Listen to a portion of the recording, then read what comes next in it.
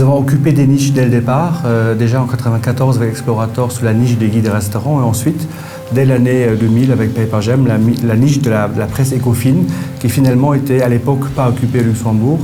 Et nous avons ensuite développé d'autres niches pour le compte des clients, comme un Mercourt pour la Chambre de commerce, ou un City pour la ville de Luxembourg, ou encore un Fladoscope pour Luxair. Donc à la fois ce sont des niches et à la fois ce sont quand même des très grands marchés, puisqu'un Papergem aujourd'hui, sur 3 numéros consécutifs, on touche 100 000 lecteurs uniques. Donc ce sont des niches, mais des très très grandes niches. Nous avons opté à la fois pour développer très fortement le digital, mais nous avons aussi une stratégie pour développer encore le print.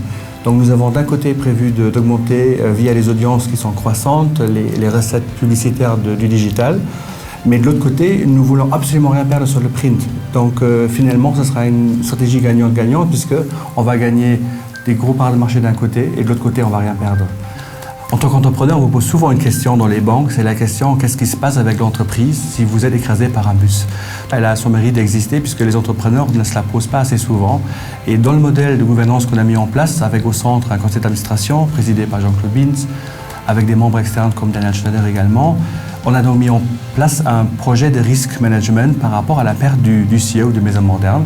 Et on est finalement arrivé également à dresser une liste de potentiels candidats qui pourraient me remplacer à la tête de Maison Moderne. Et cette mission-là, on a presque fini. On va la finir fin 2016.